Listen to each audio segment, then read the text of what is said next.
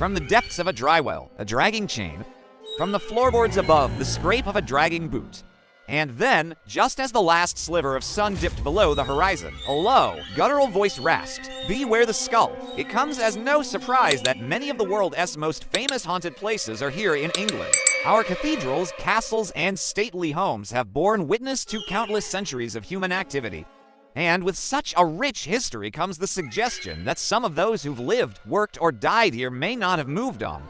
So let us explore some of the places where the veil between our world and the next is at its thinnest. We begin our tale in the windswept wilds of Dartmoor, Devon, where travelers once whispered of a remote coaching inn that was best avoided after dark. For it was here in the early 1800s that a group of highwaymen made their lair. These men lived by their wits and the size of their blades, preying on the riches of merchants as they made their way along the lonely moor. But their violent trade was soon to cost one of them his life, or at least a part of it. For as the story goes, during one of their many robberies, a fight broke out amongst the men. It seems that one of the gang had taken more than his share of the plunder and was set upon by the rest. A struggle ensued in which the man was cut down and his hand hacked off with a blade. Bleeding and helpless, he died before any aid could arrive and his companions fled, leaving behind only his severed hand. Soon after, guests began to complain of disturbances. In the dead of night, heavy thuds echoed through the halls as though something was dragging itself across the wooden floors. Doors rattled and cups were knocked from tables. And worst of all, the guests said they could feel cold fingers brushing against their throats as they slept. But the most terrifying sighting was saved for those who awoke in the night and saw, by the dim glow of the embers, a single pale hand crawling upwards on the old staircase.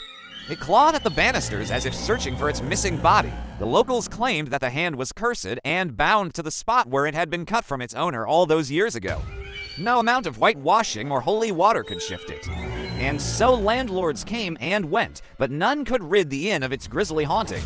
Some said they saw the hand drumming impatiently on the bar of the taproom on stormy nights, as if demanding a drink. Others spoke of the hand gripping their bedposts, icy and relentless, until they screamed in terror. By the late 1800s, the inn had gained such a notorious reputation that few travelers dared stay the night. And eventually, the building was left to fall into disrepair. Today, only the ruins remain. But Dartmoor locals still tell of the crawling hand, which is said to emerge on foggy evenings near the site of the old inn, reaching out for anyone foolish enough to pass too close.